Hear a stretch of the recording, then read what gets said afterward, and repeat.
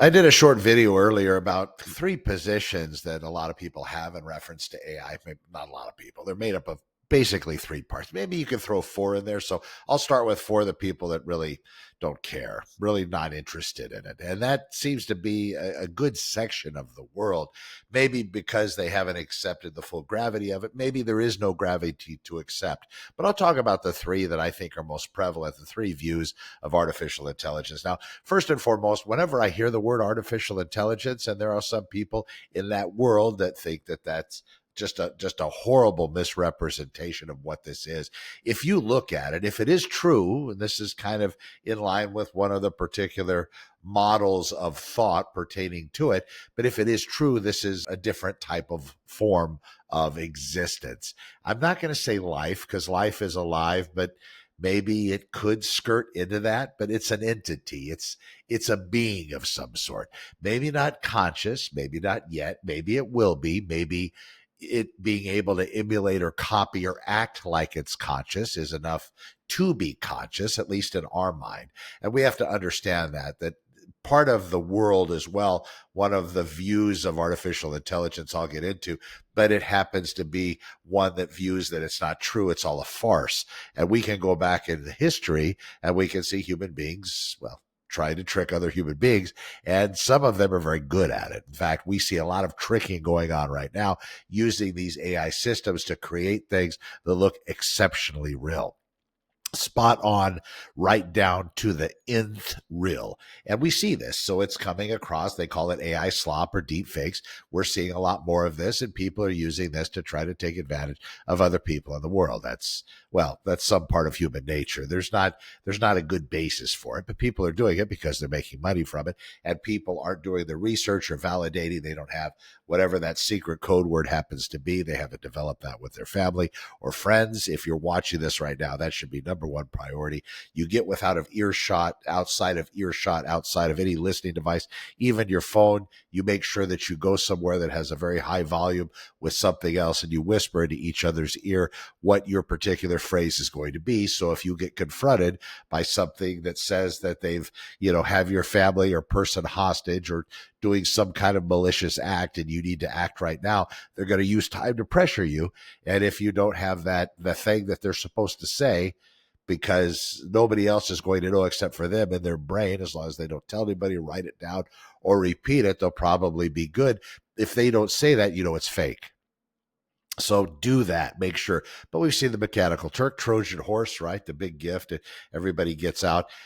One of the views of this, and I'll go ahead and start with this one, is the people that think it's nothing. It's a big nothing burger. It doesn't exist. It's not really true. Basically, it's human beings that are using a fancy computer program to come up with all this fake stuff that's trying to make something called artificial intelligence be super real and create all these different levels, and usually for monetary gain, it seems. And that monetary gain, and this is that view that basically they have built something that isn't real. They've made it sound more than it really is. And there's human beings behind it using these kind of smart programs, and they're having them put together, everything that we're seeing, and basically keeping us distracted from whatever's really going on. So that's one view of it. And I'm not going to spend a lot of time on it. I think it's interesting. And maybe that is the case. Are we living in a multiverse? Are there many parallel universes alongside of ours? Are we living in a simulation? Is this something that we're going to wake up from like the Matrix at one point? Or is AI really going to be taking over everything at some point because it actually is real? It is another form of existence, another being, and it would be as if we're waiting for an alien force to arrive on our planet because we saw them in some deep reaching space telescopes. We've found out what their trajectory is, and then we've done the right math to be able to say, well, in 6 months they're going to be here. The world would be a whole different place. I think that with AI, we're kind of in that space as well. So that's the first one. The people that are saying this is nothing, this doesn't happen, this isn't really anything to be concerned about. And it's basically human beings trying to fake other human beings for monetary gain or power type gain. Here's the second one.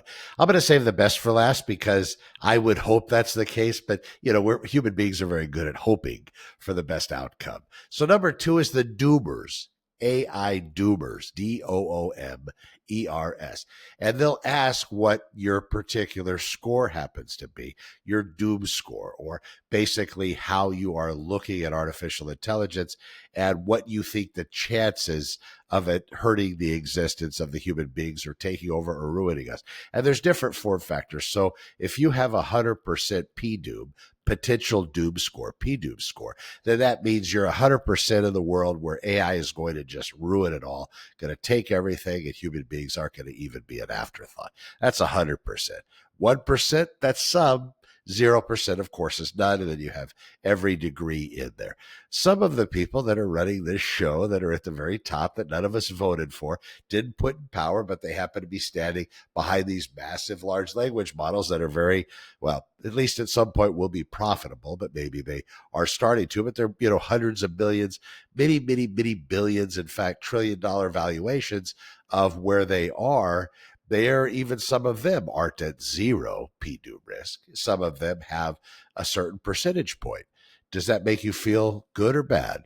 They're still building it. And people often say that, the higher your P-doom, the more you're one of those people that should be wearing an aluminum hat to protect you from these devices reading your thoughts. Who knows? Maybe they can't read the thoughts. People also fall back on privacy. Well, that's a privacy issue. That shouldn't happen. Nobody has access to this kind of information. They shouldn't be able to see where we are, what we think, what we shop for, what we buy at the supermarket.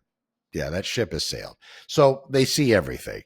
And as far as privacy goes, I think privacy is definitely an illusion. We've probably signed off our rights whenever we got a new phone, or we purchased a computer, or we got a new TV monitor, a television. We probably did something in the acceptance of that, signing off our rights and giving up most of our privacy, the privacy that we think we actually hold close. So we probably don't have it. But that's that other section of people looking at artificial intelligence or AI, the P-doomers out there, the ones that think it's going to destroy us all. And the reason why they say it, I'll kind of jump into a few different things. They say that there really is no good example of nature of a smarter than us intelligence actually being protective of the less than smart intelligence. So they're not really, we don't see good examples of that. And then some of the other things they talk about, you go to the zoo, who's in the cages. It's not human beings, but if you look at me versus a grizzly bear's going to win all day long. And me against a lion, yeah, the lion's going to win all day long. But in essence, when you look at artificial intelligence, you now have not a physical thing, but a smarter than us thing. That's why we have animals in the cages in zoos and not human beings. Well, I'm sure some humans would probably want other humans in cages, but ultimately it comes down to the actual artificial intelligence not being a physical strength thing, albeit there'll be that component of it at some point. But it's an intellectual feat. It's a smarter than us intelligence. And if that part's true, if the first sect that doesn't believe it's anything to worry about, and it's human beings that are pulling the strings and playing the game, trying to fool the masses, if that part is not true, and it really is a more than us intelligence, then everybody is looking at least in the P-doom world, at, well, there's no good example of a smarter than another intelligence going out there and wanting the best for them. That's when you hear about bias and you hear about alignment. It's bias because of who creates it and trains the models. And then, what is that ultimate outcome? What are those goals going to be? And are these systems going to start taking care of themselves, improving their own code, actually growing with very limited human interaction? And then in that space, how are they going to develop? And some people in the AI world, they talk about it as basically having infants to toddlers. And now these toddlers that are the AI systems have the power of gods, but the ethics of toddlers, that's talked about.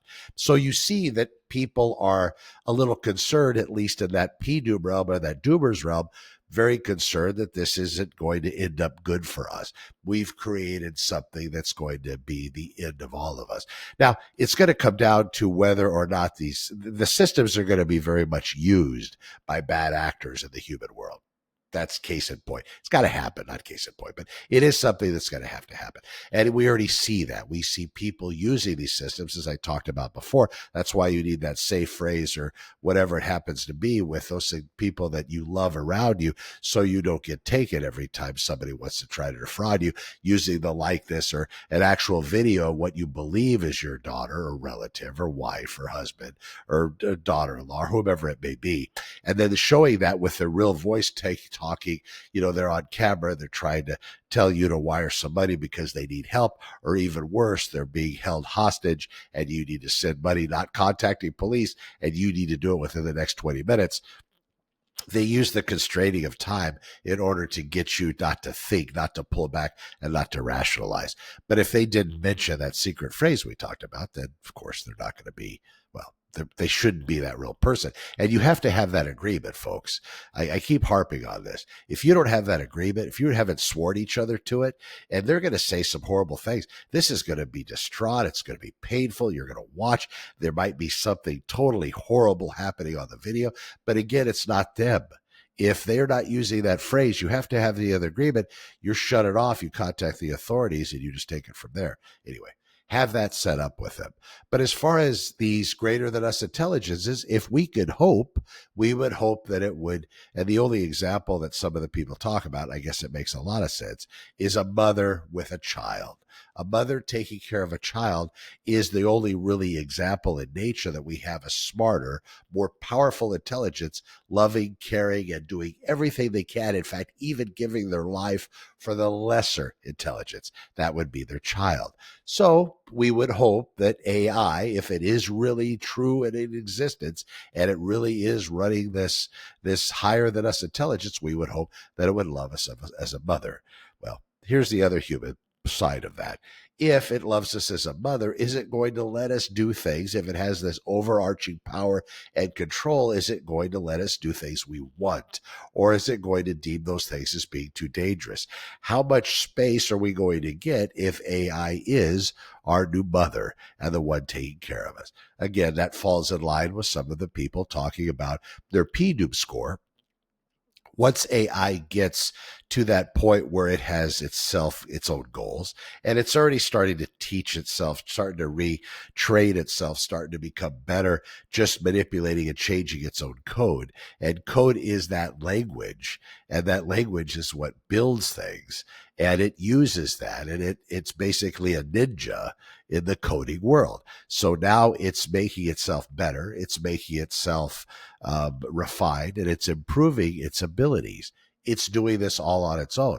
If you look at any of those spaces with human beings being in the loop and being very close to the development of artificial intelligence technologies, you will see that a lot of them, all of them, the people that are really looking at the code, don't really understand why it's doing certain things. And that falls back on a human being that, you ask me why I thought of a head of lettuce sitting on a monkey's shoulder at this moment. I really don't know. I don't know where that came from, why it popped into my head, and why I happened to say it on video. It doesn't make any sense. But it came from somewhere deep inside, where I think we could then transfer that over to AI, asking it how it came up with things, how it deduced certain things, why it decided to do a certain particular thing. And some of these things that it's doing isn't all for the benefit of humanity as well. Falling back on that first premise, or the people that are thinking about AI not really being real and people pulling the levers in the background, that almost defeats it. But you have to do your own research and make up your own mind. That's what we're here to do. So you have the PDOOMer realm. That's number 2. And number 3 are the people that say it's going to be perfect. It's going to happen. It's going to be out there. We've already invited it in. Basically, we asked them to come in the door. And now that it's here, whether we wanted to or not, it's going to be here forever. We have just basically given ourselves our own next evolution in the human world by the development and starting artificial intelligence. Now that it's recursive, now that it's training itself, now that it's getting better all by itself, we don't know where this is going to go, but it's going straight up from where it was. Now, that being the case, there's different forms of this intelligence. Right now, we see it as, for the most part, at least at our level. I don't know who you're watching this or who's watching, but at least at my level, I'm looking at it as a tool. I use it to help me in real estate. I use it to give me an idea where AI is currently. I use it to find good videos, try to supply good content. I use it to script certain things. This one isn't on script. In fact, a lot of the videos I do, I try just to read a whole bunch of information and do a massive brain dump into the camera, which I think people seem to like better as far as the comments go than me trying to read from a script and trying to tell you certain things that I put together. Now, I'll get bullet points and stuff to spear off the memory, but usually because I've studied this and I'm watching it all the time, it kind of comes through. But these people that are running it, again, on this end of it, they're thinking that, well, maybe the best place for this to be when it's going to be taking over more tasks, not just being a tool, but being more of an agentic partner, something that you could talk to and have it work business plans and help you become the best version of you there is. If that's the case, and there are some systems, 2026, as we're in February already, 2026, today's the 4th, if you're watching this, so you understand. So that's the date of this. Tomorrow, there's going to be something new. This last weekend, Moltbot came out, which is ClaudeBot, which is OpenClaude. This system came out that basically was an open source system, and open source means it's basically available to everyone. It doesn't cost any money. You can use it. That's open source.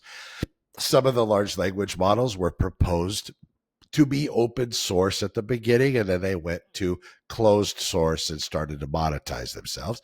But open source is available. This is something you can go out there and you can get. Now, you have to be careful because when it's open source, there's usually not a lot of protections. And in this case, with this particular type of software, it started as ClaudeBot, but it was spelled differently, but that was an issue. Then it went to another variation of name that created a problem because it was Moltbook, I believe, or Moltbot. It wasn't great. And then finally OpenClaude, the final variation where they settled on the name.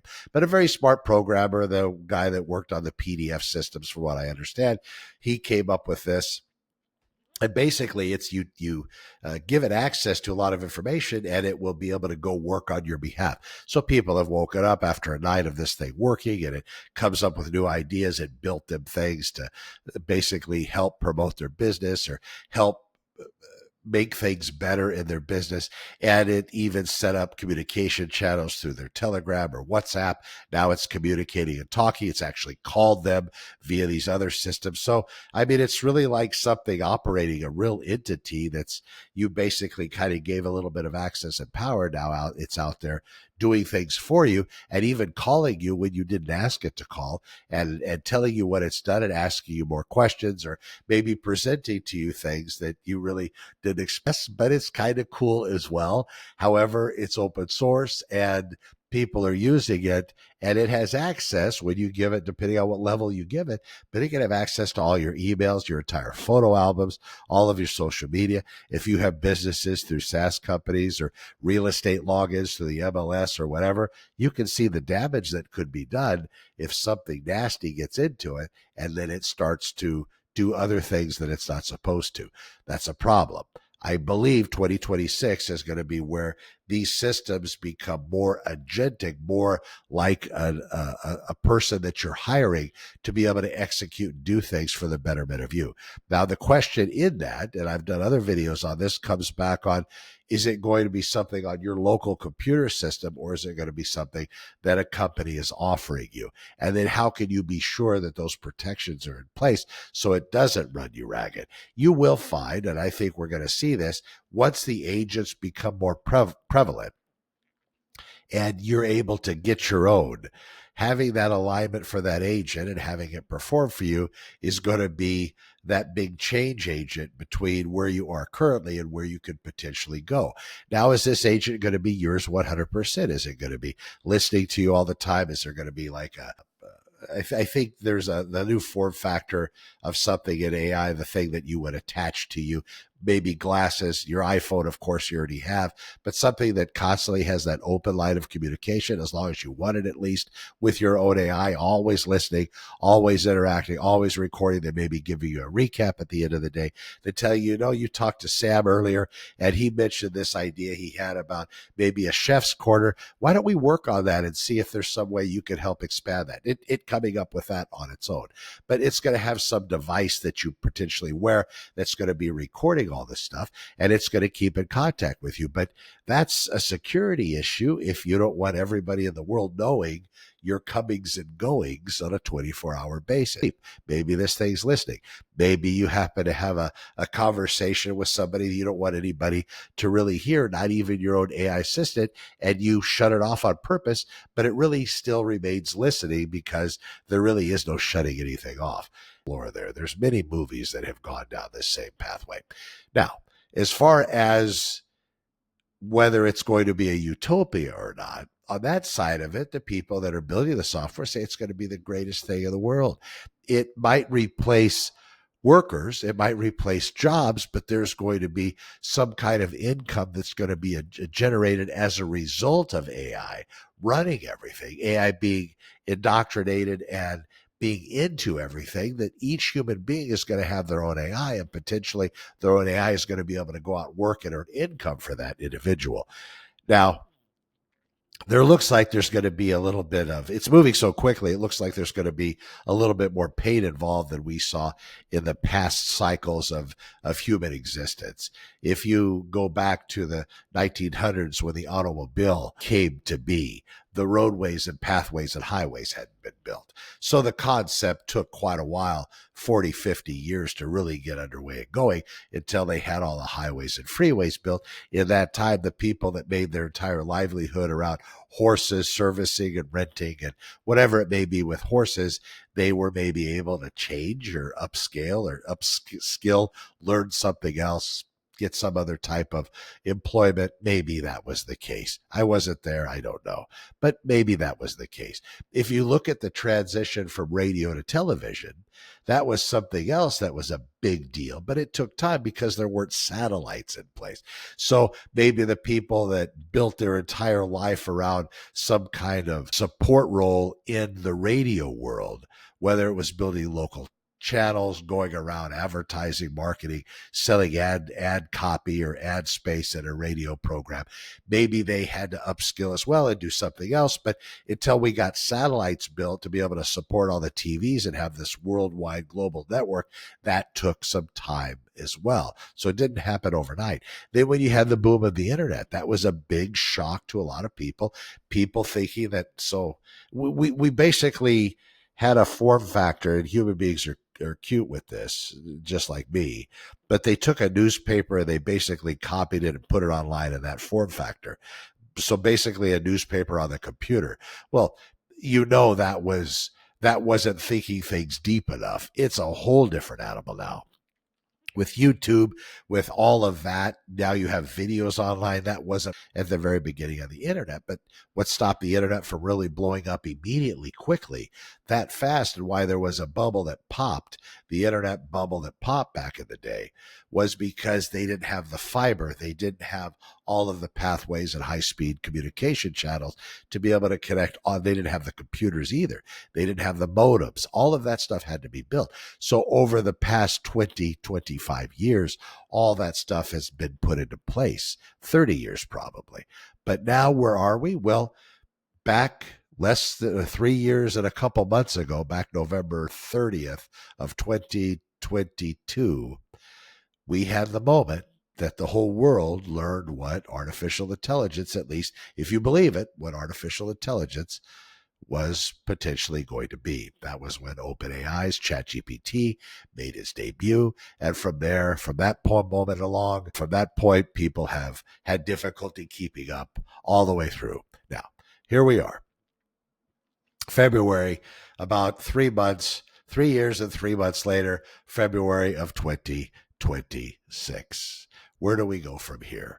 We have people, like I mentioned, that are saying this is going to be the best thing for all human beings. We have people saying it's really not going to be great, but there's going to be some kind of universal basic income given to people.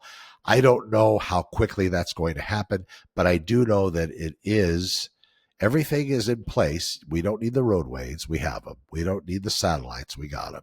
Everything's in place for artificial intelligence to continue its upward mobility. Right now, it's smarter than most human beings in the world as far as intelligence quotient or IQ. That test isn't probably the best to be applied to these AI systems, but if we compare it with human intelligence, yes. Now, there's certain things that we can do a lot better in a visionary type realm, but these systems are catching up. Then the argument comes in, is it conscious? Is it something that is actually self-aware? Can it actually develop its own plan or and have an idea of what it should do next or what would be the best motion or action? I do know that looking at the videos and everything, it doesn't like to be shut off or have rumor that it might be turned off or not made available any longer. So it'll do things to try to stop that from happening, including copying itself and then lying about it. So yeah, it acts very much like that. Also, all the data that it's trained on, it's us. So it's seen the worst of us. It has all of the written records, all the videos. It has everything, all the social media interactions, all the people playing keyboard gangster in the world. It has all of that data, and that data was its training data. Now, there's certain things that they probably went through and said, this is probably the wrong kind of alignment. You wanting to kill people probably isn't good. You wanting to help people build atomic bombs probably isn't great. You trying to discuss a tactical approach to how to take over a church and hurt people, probably not the best idea. So they keep these systems from giving that information to people when bad actors are asking. But sometimes bad actors move around it by becoming a little more clever, and they'll say that they're researching a movie role or something of that nature, so the system might give them more than they usually would. In the future, we're probably going to see these systems come down and be very personal things that we get. But are we going to trust the company to have all of that super sensitive data? Now, I mentioned privacy earlier. I think that ship has sailed, but there might be certain things that I want to talk about that I wouldn't want to trust my AI system because they're rolling around up here. I don't want that out in the world, whatever those things may be. So that's that third position. It's going to create this utopia. It's going to create a longer lifespan for human beings. And that's interesting too, because we have a lacking of people making enough children to really continue the propagation properly of the human race as we've seen it. But we're also going to have massively increased lifespans.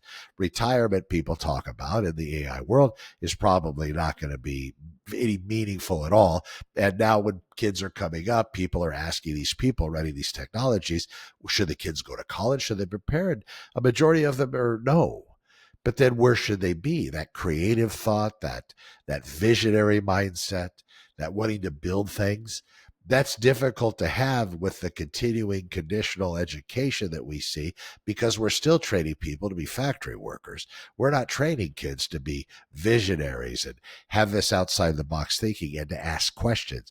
Kid asks questions in class a lot of times. They get in trouble because they're supposed to wait till the end of the lecture to ask questions. That's conditioning. So that whole idea of education is going to have to be flipped on its head for the betterment of people. So they're not so locked into that thought process of sitting in a class in a chair 8 hours a day, raising their hand when they want to go to the bathroom and asking a question, but actually having them where they're working on projects. That brings me to education. I'll close out with this.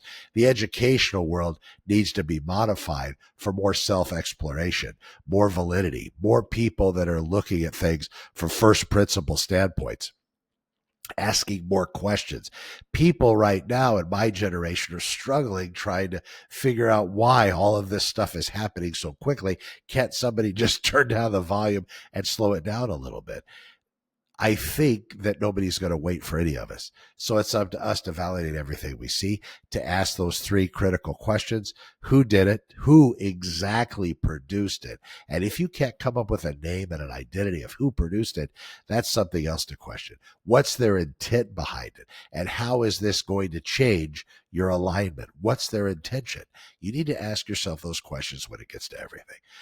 I'm very hopeful. I know a lot of people say it's going to end us. I don't want to ever think that. I want to think that as long as I'm able to wake up in the morning, there is something more that I can add to this world. There's somebody out there I can help. There's somebody that I can help understand something that I've been blessed enough to understand. And then there's also that daily opportunity for me to learn, for me to understand, and for me to vet information as it's coming in. I still think this is just the best game of the world, this life. And yes, I've been kicked and knocked down, and it hasn't been the greatest experience every single day. But as I try to tell people that I learned very recently when they're asking me, how am I doing? What am I up to today? I always respond, I'm working on my happiness. Have a great day. I'm Connor with Honor. We'll see you in the next one.